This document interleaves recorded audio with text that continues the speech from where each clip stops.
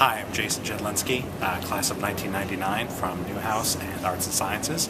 I'm Vice President of Digital Operations at Tribune Broadcasting. And we are whispering a little bit in this area right now because we're in a working environment. Tell me a little bit about where we are right now, Jason, within the Tribune Tower. Sure, we are on level L1, lower level of Tribune Tower in what we call the digital press room.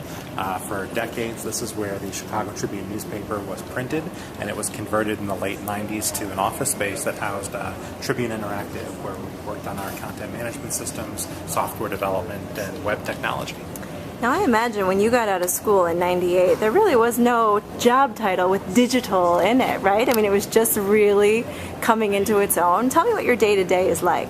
It was. I actually spent the first, 8 years or so in traditional TV doing evening newscasts and special reports and working on the assignment desk.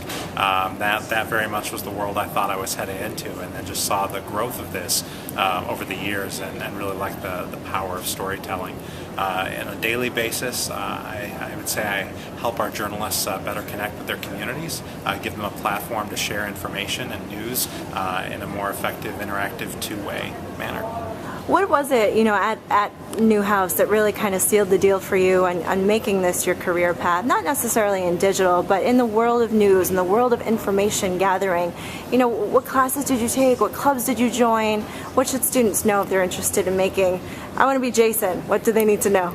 It all comes back to the basics. Don Hewitt of 60 Minutes said, "Tell me a story." And that's, I think, the best skill I learned at Newhouse that served me in the business world as well as journalism, is being able to tell a compelling story, being able to put words together in a way that will inspire, entertain, move, anger, whatever the emotion you're trying to do, to get your message across in a clear way. So the writing classes, the communication classes, the fundamentals of how to capture someone's attention and get them to listen to what you're saying was a key for me at Newhouse. I worked at Z89, the radio station. I interned at Channel 3 and actually worked my way up to produce the weekend newscast there. My first show I ever produced in a booth was the night Princess Diana died, so that was a bit crazy. Wow. In 1997. But I think what I really remember most about Syracuse is all the opportunities that were out there for the taking.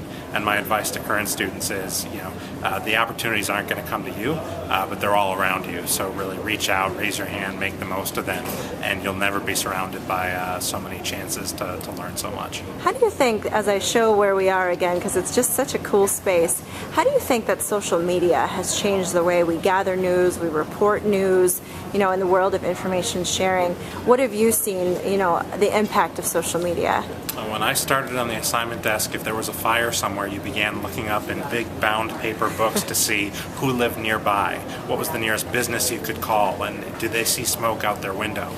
So news gathering, I think, has been revolutionized because it's often the consumers of news, the people who live on the block where there's a fire, the people who heard about the shooting, maybe someone involved in an accident. They're the ones telling us about it to go out and cover it. So in a way, it's brought the news to us, but it's also made it more competitive in that first picture from someone's iPhone will happen 20, 30, 40 minutes before our news camera ever gets there. So I think it's really raised the pace, it's accelerated the speed at which news is gathered and consumed. And then I think from distribution, it's really made it more of a conversation. Not many people have figured it out yet. It's still evolving, but in terms of how we have a dialogue with people instead of a one-way street where we're pushing out a message to everyone in a one-size-fits-all way, we can actually have a conversation about things, and that's been a struggle for a lot of newsrooms. The bosses aren't listening. Do you like what you do? I love what I do. I have the opportunity here at Tribune to help chart new ways where we are not the market leader in many areas in digital, so that gives us some creativity where we're not bound by the "we've always done it this way, we have to do it this way" mentality, and can break outside of the box and try some new things. So it's great to experiment every day. Fantastic. Jason Jedlinski inside the Tribune Tower in beautiful Chicago, Illinois. Thanks, Jason. You bet.